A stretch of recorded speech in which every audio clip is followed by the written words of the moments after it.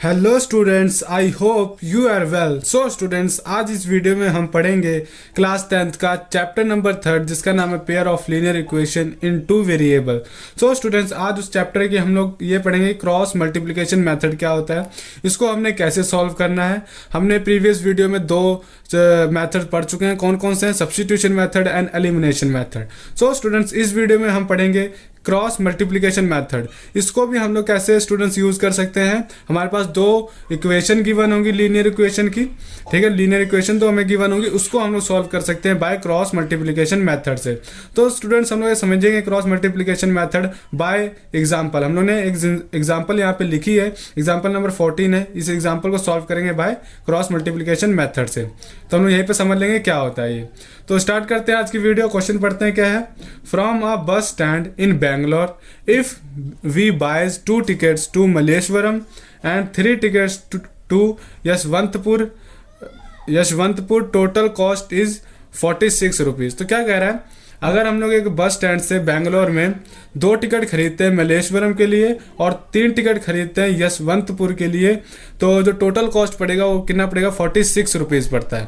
But if we buys 3 tickets to Malleswaram and 5 tickets to Yeshwantpur, तो the total cost is 74 rupees. तो कहता है कि अगर हम 3 टिकट खरीदें मलेश्वरम के लिए और 5 टिकट खरीदें यशवंतपुर के लिए, तो हमारे पास जो टोटल कॉस्ट पड़ेगा 74 रुपीज़ पड़ेगा।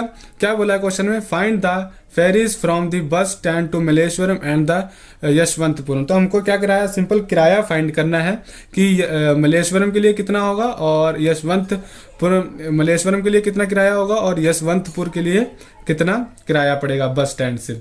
सो स्टूडेंट्स, आज का इसका सोल्यूशन स्टार्ट करते हैं। सबसे पहले जो चीज़ हमने फाइंड करनी है उसको हम लोग लेट कर लेंगे। तो लेट कर लेते हैं fares from bus stand in Bangalore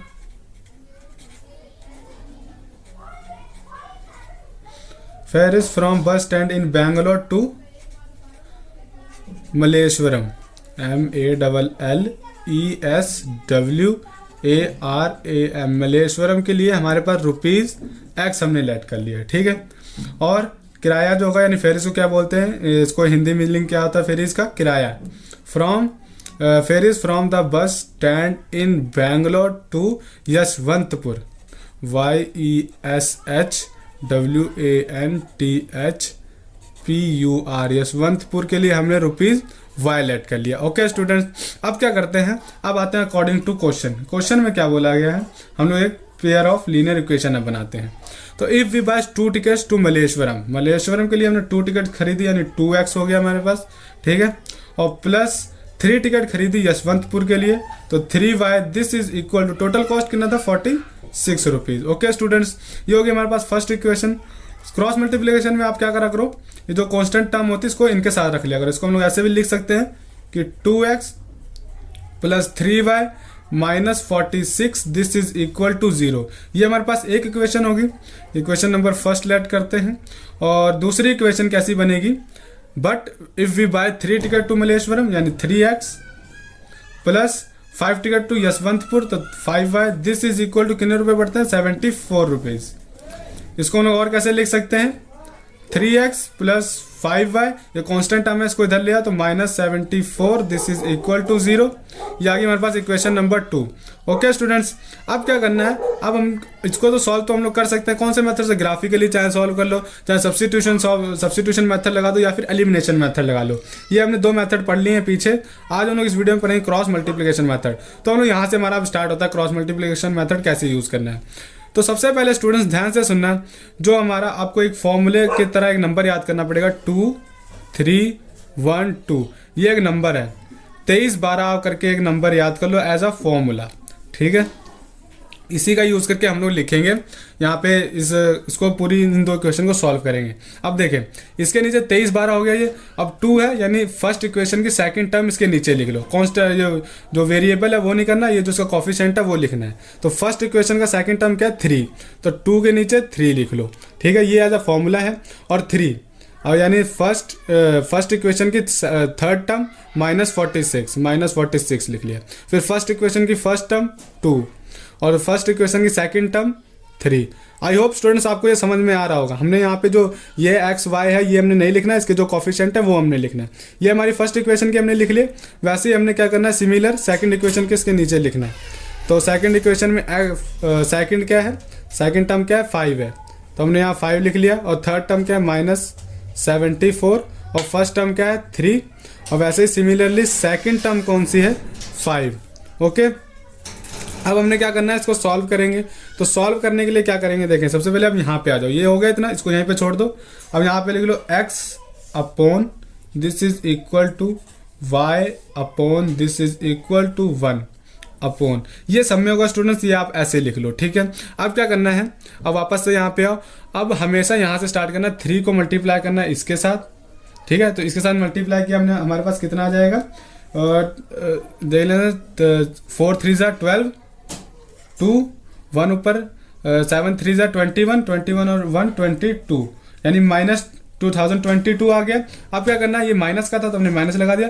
अब एक फॉर्मूला लगता है माइनस, मतलब इस फॉर्मूले में हम लोग माइनस अपनी तरफ से इंक्लूड करते हैं एज अ फॉर्मूला। तो यहाँ माइनस हमने अपने आप लगाया और इसको हम लोग करेंगे क्रॉस मल्टीप्लिकेशन। तो 5 इंटू -46 कितना आ जाएगा, -230। ओके स्टूडेंट्स, अब क्या करना है, हमने ये हो गया। अब ये हमारे पास x के हो गया। ठीक है, ये हमने जो फर्स्ट ऐसे क्रॉस मल्टीप्लाई करी है हमने x का हो गया। अब जो सेकंड करेंगे वो y के नीचे लिखेंगे। तो यहाँ 46 इंटू 3 करेंगे। 46 इंटू 3 किया तो हमारे पास कितना जाएगा 138। अब फॉर्मूले का माइनस, अब क्या करना है, ये हमने 74 इसके साथ मल्टीप्लाई करना है। तो 74 इंटू 2 करेंगे तो कितना आएगा -148 आ जाएगा हमारे पास। ठीक है स्टूडेंट्स, अभी हमारा दूसरा भी हो गया। अब जब तीसरा करेंगे तो वो हम लोग 1 के नीचे लिखेंगे। तो 2 को 5 के साथ मल्टीप्लाई किया 10 बन गया। और साइन माइनस का फॉर्मूले में जो लगता है, और 3 3 9। ओके स्टूडेंट्स, ये होती है हमारी क्रॉस मल्टीप्लाई। अब हमने क्या करना है, इसको सिंपल अब हमने सॉल्व कर देना है, बस कुछ नहीं करना है। तो लिखना है x अपॉन, इसको सॉल्व करेंगे तो -2022 और 2022 माइनस प्लस 2030 होगा। This is equal to y upon -138 minus plus 148। This is equal to 1 upon, इसको एज इट इज ले लो 10 - 9। अब हम लोग क्या करेंगे, इसको सॉल्व करते हैं आगे। तो x अपॉन -222 और प्लस 230, तो प्लस माइनस 230 में 222 माइनस करेंगे तो हमारे पास कितना आ जाएगा 8 आ जाएगा। इजी 8 हमने लिख लिया। ठीक है, और वैसे हमने सिमिलर करना है y का। दिस इज इक्वल टू, यहाँ हमने इक्वल लगा के चलना है, y अपॉन, इसको करेंगे प्लस माइनस तो ये कितना आ जाएगा हमारे पास 148 में 138 माइनस किया तो हमारे पास 10 आ गया। दिस इज इक्वल टू 10 में से हमने 9 माइनस किया तो हमारे पास 1 आ गया। ओके स्टूडेंट्स, अब इसको देखें फर्दर। अब क्या करना है, ये जो x का है इसको एक बार इसके कांस्टेंट टर्म के इक्वल रख लो और फिर सेकंड बारी में इसको इसके इक्वल रख लो, क्योंकि ये तीनों के आपस में इक्वल है तो हम इसको सेपरेट इक्वल कर सकते हैं। यानी 8x upon 8 this is equal to 1 upon 1। एक बार ये होगा, एंड दूसरा क्या हो जाएगा y upon 10 this is equal to 1 upon 1। ऐसे हमने सेपरेट इक्वल रख लिया क्योंकि ये तीनों आपस में इक्वल थे। अब इसको आगे सॉल्व करेंगे तो x कितना आ जाएगा, x this is equal to 8, cross multiply कर दिया हमने। एंड y की निकालेंगे तो क्रॉस मल्टीप्लाई करेंगे तो y this is equal to 10। So students, हमारे पास यहाँ x की वैल्यू 8 आ गई, y की वैल्यू 10 आ गई। तो यहाँ पे लिख सकते हैं जो fares from the bus stand in Bangalore to Malleswaram के लिए जो किराया लगेगा वो 8 रुपये लगेगा, और यशवंतपुर जाने के लिए जो किराया लगेगा वो 10 रुपये लगेगा। तो आई होप स्टूडेंट्स आपको ये समझ में आ गया होगा। तो यही हमारे पास आंसर है। तो हमारे पास एग्जाम्पल नंबर 14 और क्रॉस मल्टीप्लाई हम लोग इस फॉर्मूले से करते हैं, तो आपको ये ध्यान में रखना है। तो आगे एग्जाम्पल करते हैं, आप इतना पहले नोट कर लें। सो स्टूडेंट्स, जो हमारे पास एग्जाम्पल नंबर 15 है वो देखें क्या है। For which value of p does the pair of equation given below have equation unique solution. तो कह रहा है कि p की वैल्यू क्या होगी अगर जो नीचे दो पेयर ऑफ लीनियर इक्वेशन हमें गिवन है वो अगर इनका अगर यूनिक सोल्यूशन हो तो उसकी p की वैल्यू क्या होगी। तो हम लोग इसका सोल्यूशन स्टार्ट करते हैं। तो ये हमें पता है कि इफ कि pair of linear equation pair of linear equation has unique solution. अगर बस पेयर ऑफ लीनियर इक्वेशन का अगर यूनिक सोल्यूशन है तो यूनिक सोल्यूशन के लिए क्या होता है कि a1 upon a2 not equal to b1 upon b2। अगर ये कंडीशन हमारी फॉलो करती है तो ये क्या होगी हमारे पास इसका एक सोल्यूशन होगा। पर यहाँ पे इन लोगों ने बोल दिया है कि इस यूनिक सोल्यूशन है इन दो इक्वेशन का, तो हमने ये यहाँ पे लिख लिया है। तो यहाँ पे देख लिया जाए तो a1 क्या है, a1 हमारे पास 4 है, a2 क्या है, a2 हमारे पास 2 है। देखिए a1 ये है, b1 ये है, c1 ये है फर्स्ट इक्वेशन के हिसाब से। सेकंड इक्वेशन देखा जाए तो a2 ये है, b2 ये है और c2 हमारे पास ये है। ठीक है, तो हमारे पास a1 4, a2 2 हो गया हमारे पास, और हमारे पास वैसे ही b1 जो है वो p है एंड b2 जो है वो हमारे पास 2 है। तो अगर इनको हम लोग यहाँ पे पुट करें तो देयरफॉर अगर इसको यहाँ पे पुट करें तो a1 अपॉन a2 देखिए कितना होगा 4 अपॉन 2। a1 हमारे पास 4 है, a2 हमारे पास 2 है, तो इसको सॉल्व करें तो हमारे पास 2 आ जाएगा, 2 2 जा 4। तो हमारे पास a1 अपॉन a2 कितना आ गया 2 एंड b1 अपॉन b2 देखा जाए क्या है, b1 क्या हमारे पास p और b2 क्या है हमारे पास 2। तो नाउ हमारे पास a1 अपॉन a2 और b1 अपॉन b2 ये दोनों आ गए, तो इनको क्या करना है इस यहाँ पे पुट करना है। तो a1 अपॉन a2 क्या है हमारे पास 2 है, this is not equal to, यहाँ पे नॉट इक्वल टू हमने यहाँ नॉट इक्वल टू पा लेते हैं। और ये क्या है b1 अपॉन b2 क्या है हमारे पास p अपॉन 2।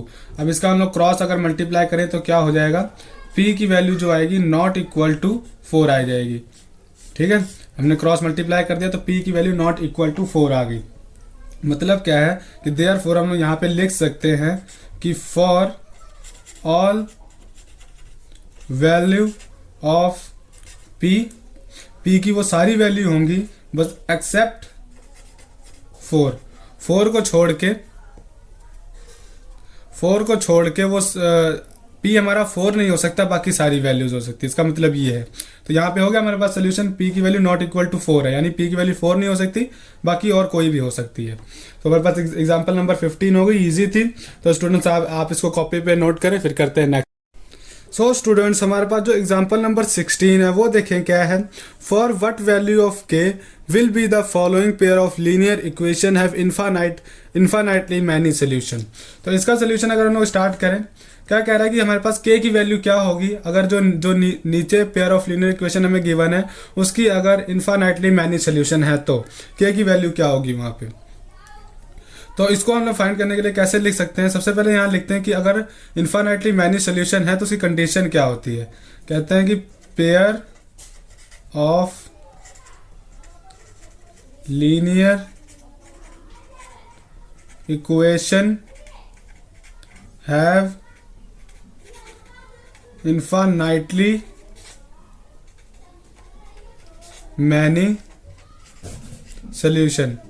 अगर हमारे पास पेयर ऑफ लीनियर इक्वेशन के इन्फानाइटली मैनी सोल्यूशन है तो उसकी कंडीशन क्या होगी कि a1 upon a2 this is equal to b1 upon b2 this is equal to c1 upon c2 होगी। ओके स्टूडेंट्स, अब हम लोग यहाँ पे a1 और a2 देख लेते हैं, लिख लेते हैं यहाँ पे क्या है। तो a1 हमारे पास k है, b1 हमारे पास 3 है और c1 हमारे पास जो है क्या k माइनस 3 है। ओके स्टूडेंट्स, वैसे ही सिमिलर a2 देख लेते हैं क्या है। a2 हमारे पास 12 है और b2 हमारे पास k है और c2 हमें क्या गिवन है -k गिवन है। ओके स्टूडेंट्स, अब क्या करना है इसको हमने यहाँ पे पुट करना है। तो नाउ इसको हम यहाँ पे पुट कर लेते हैं। a1 कितना है हमारे पास k अपॉन a2 कितना है 12, this is equal to b2 हमारे पास कितना है 3, b1 हमारे पास 3 है, b2 हमारे पास कितना है k है, this is equal to c1 हमारे पास कितना है -k माइनस 3 है अपॉन c2 हमारे पास कितना है -k। तो ये माइनस से ये माइनस कैंसिल हो जाएगा। सो स्टूडेंट्स देखें अब क्या है कि हमारे पास ये तीनों आपस में इक्वल है, तो सबसे पहले क्या करते हैं हम लोग इन दोनों को सॉल्व कर लेते हैं, फिर बाद में क्या करेंगे इन दोनों को इक्वल रख के सॉल्व कर लेंगे। ठीक है, तो वहां से हमारी क्या आ जाएगी k की वैल्यू आ जाएगी। तो पहले इनको सॉल्व करते हैं। तो here k upon 12 this is equal to 3 upon k क्या हो जाएगा हमारे पास K square this is equal to, cross multiply कर दिया, K square this is equal to 12 3 दा 36। ओके, यहाँ पे के की वैल्यू क्या आ जाएगी, प्लस माइनस अंडर रूट 36। तो यहाँ पे के की वैल्यू सॉल्व करेंगे तो प्लस माइनस 6 आ जाएगी। 36 का अंडर रूट क्या होता है, 6 होता है। ओके स्टूडेंट्स, अब क्या करेंगे यहाँ पे, अब हमने इन दोनों को सॉल्व कर लेना, यानी एंड 3 अपॉन के दिस इज इक्वल टू के माइनस 3 अपॉन के। ओके स्टूडेंट्स, ये हमने इक्वल रख लिया, तीनों आपस में इक्वल, तो हमने ये इक्वल रख लिया, फिर ये इक्वल रख लिया। आप चाहे जैसे मर्जी कर लेते, आप चाहे इनको इक्वल रखते, फिर इसको और इसको इक्वल रख लेते, कोई फर्क नहीं पड़ता, आंसर ठीक आता। अब इसको कर लेते हैं क्रॉस मल्टीप्लाई, तो ये कितना हो जाएगा हमारे पास, 3 के दिस इज इक्वल टू, ऐसे मैंने क्रॉस मल्टीप्लाई कर लिया, 3 के दिस इज इक्वल टू के स्क्वायर माइनस 3 के। ओके, अब क्या किया, के स्क्वायर को इधर ही रखूंगा, इधर इसको इधर ले आता हूं, तो ये क्या हो जाएगा, के स्क्वायर माइनस 3 के, इसको इधर ले आता हूं, माइनस 3 के इक्वल टू 0 हो गया। और इसको सॉल्व करूं तो हो जाएगा के स्क्वायर माइनस 6 के, 3 6 हो जाएगा, minus minus plus but sign minus का, तो 6 के हो गया, दिस इज इक्वल टू 0। अब ये क्या होगी स्टूडेंट्स, हमारे पास क्वाड्रेटिक इक्वेशन हो गई।